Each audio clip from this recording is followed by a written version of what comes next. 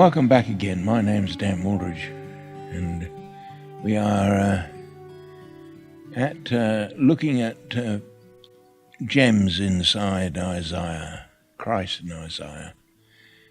And this is one that joins the list.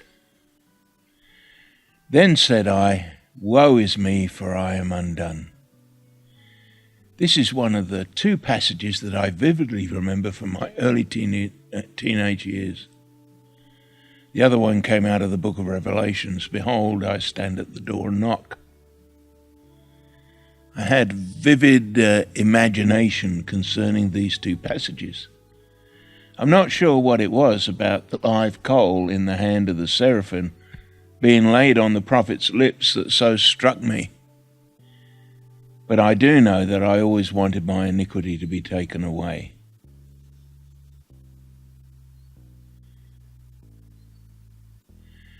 Then said I, woe is me, for I am undone. This is taken out from Isaiah chapter 6, verse 5.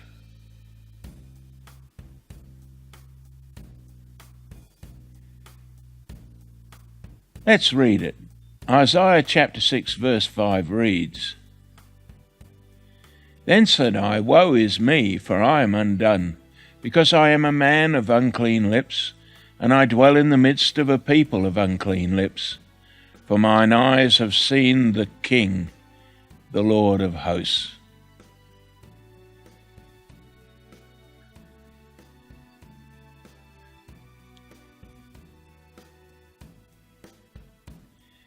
Let's actually read the context of this passage together. It's Isaiah 6, verses 1 to 12. In the year that King Uzziah died, I saw also the Lord sitting upon a throne, high and lifted up, and his train filled the temple. Above it stood the seraphims. Each had 6 wings. With twain he covered his face, with twain he covered his feet, and with twain he did fly. And one cried unto another and said, Holy, holy, holy is the Lord of hosts. The whole earth is full of his glory. And the posts of the door moved at the voice of him that cried, and the house was filled with smoke.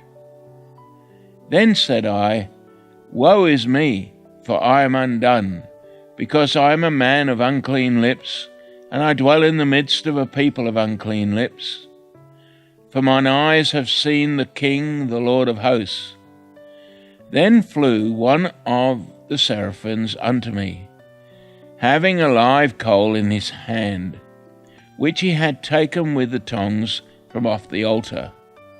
And he laid it upon my mouth, and said, Lo, this has touched thy lips, and thine iniquity is taken away, and thy sin is purged.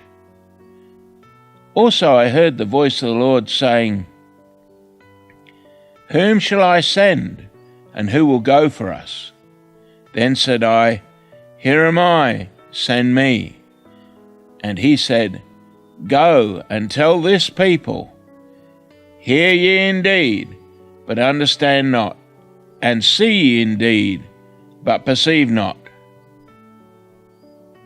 Make the heart of this people fat, and make their ears heavy, and shut their eyes, lest they see with their eyes, and hear with their ears, and understand with their heart, and convert and be healed.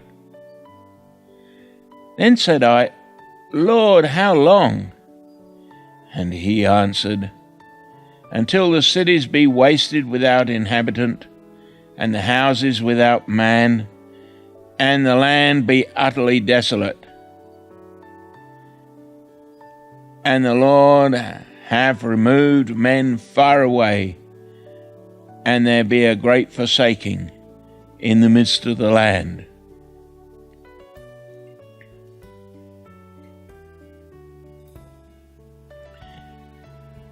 Isaiah saw the end of the time of prosperity and ease that the children of Israel enjoyed during a time they became lukewarm and fallen away from their zeal for the living God. They were at the height of their power, their kingdom, their glory, and they become lukewarm and they fall away and their zeal starts to die. Consider the time. The Temple of Solomon was completed, and the whole of the worship ceremony had been perfected, and each element polished and prepared.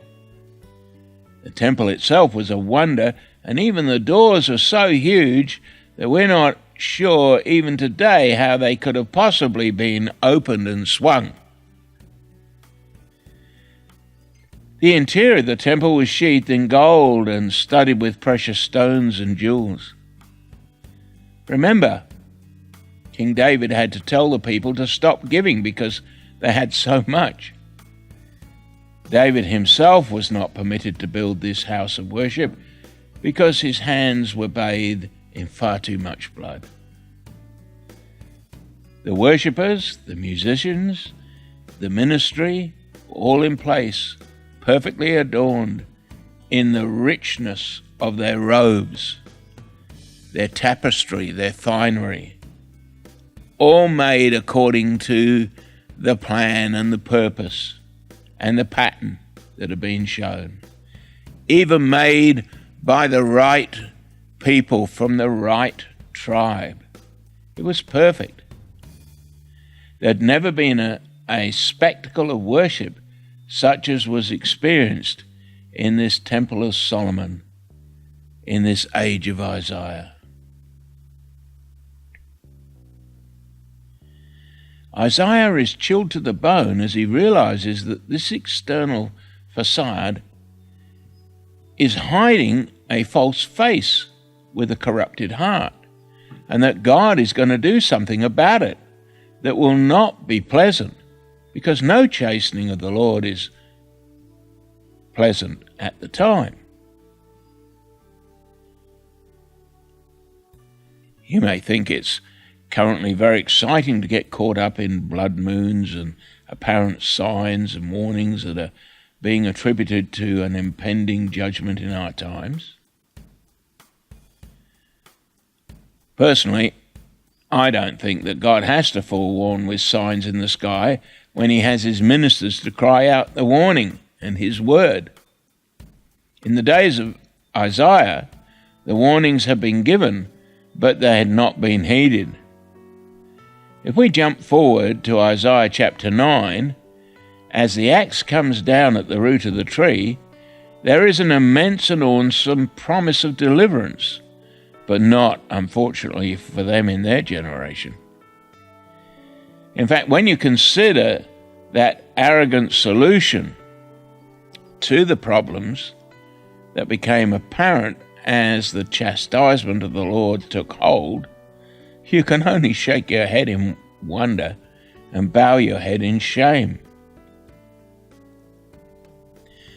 I do so sincerely hope that the church in this current age, in the Western democracies, do not take the same attitude as they consider the problem that is in the darkness that is descending as we seem to have thrown away our Christian heritage in the lands in which we live. Stop and consider the absolute arrogance of this generation that Isaiah ministered to.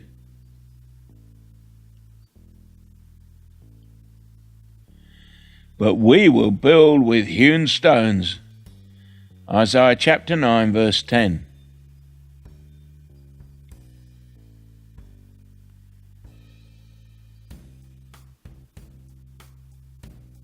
If you read Isaiah chapter 9, verse 10, we read, "The bricks are fallen down, but we will build with hewn stones. The sycamores are cut down, but we will change them to cedars."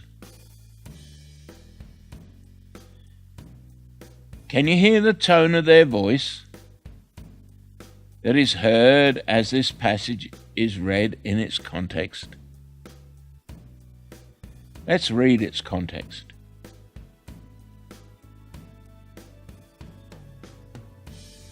Isaiah chapter 9, 1-12. Nevertheless, the dimness shall not be such as was in her vexation, when at the first he lightly afflicted the land of Zebulun and the land of Naphtali, and afterward did more grievously afflict her by the way of the sea, beyond Jordan in Galilee of the nations. The people that walked in darkness have seen a great light. They that dwell in the land of the shadow of death, upon them hath light shined. Thou hast multiplied the nation, and not increased the joy. They joy before thee according to the joy in the harvest, and as men rejoice when they divide the spoil. For thou hast broken the yoke of his burden and the staff of his shoulder, and the rod of his oppressor, as in the day of Midian. For every battle of the warrior is with confused noise, the garments rolled in blood, but this shall be with burning and fuel of fire. For unto us a child is born, unto us a son is given, and the government shall be upon his shoulder, and his name shall be called Wonderful Counselor, the Mighty God, the Everlasting Father, the Prince of Peace. Of the increase of his government and peace there shall be no end, upon the throne of David and upon his kingdom, to order it, and to establish it with judgment and with justice from henceforth even forever. The zeal of the Lord of hosts will perform this. The Lord sent a word into Jacob, and it hath lighted upon Israel. And all the people shall know, even Ephraim and the inhabitants of Samaria, that say in the pride and stoutness of heart, the bricks are fallen down, but we will build with hewn stones. The sycamores are cut down, but we will change them to cedars.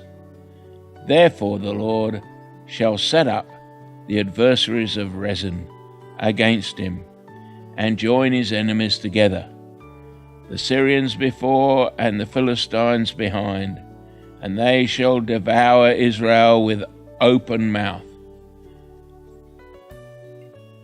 For all this his anger is not turned away, but his hand is stretched out still.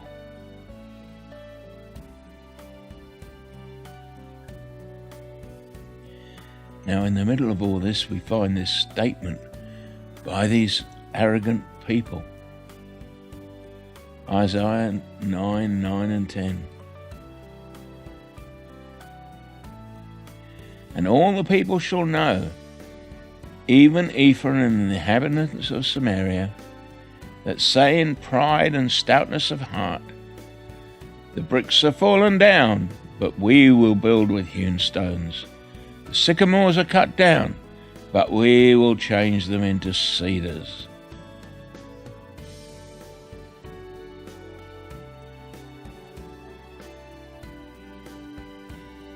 Nevertheless, there is an arrogance in the quasi-spirit-filled prosperity of secular-style government or government style of fellowship of organizations today, in what we call the charismatic church.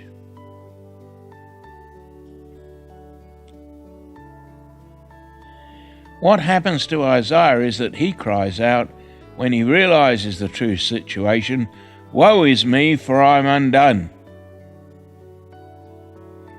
which is in sharp contrast to everybody else who calls out in Isaiah 9:10, "As the brick was destroyed, we will replace it with stone.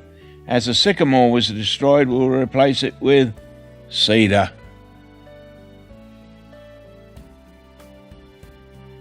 Isaiah's response is exactly opposite. And the people's response is an arrogant response. Surely, when we get a revelation of the glory of God and His supreme holiness, we should hit the dust. The Scriptures talk about true holiness that faith and grace produce. And surely this is based in humility and meekness. Without the Lord in our lives, we're absolutely nothing. I've always wanted that live coal to be laid on my lips. Remember, it came straight off the altar and speaks of the blood of the Lamb and His broken body. It's not enough to realize that the Lord Jesus on the cross is substituted for us. The mystery of godliness reveals that we have to join Him in fellowship on the cross.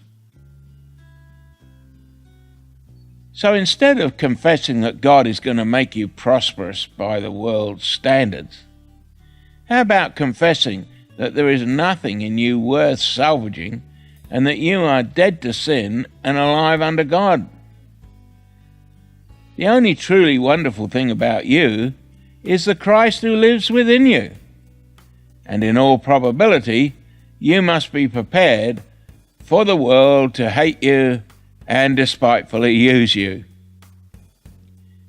As far as the spirit of the world is concerned, you are truly outside the camp.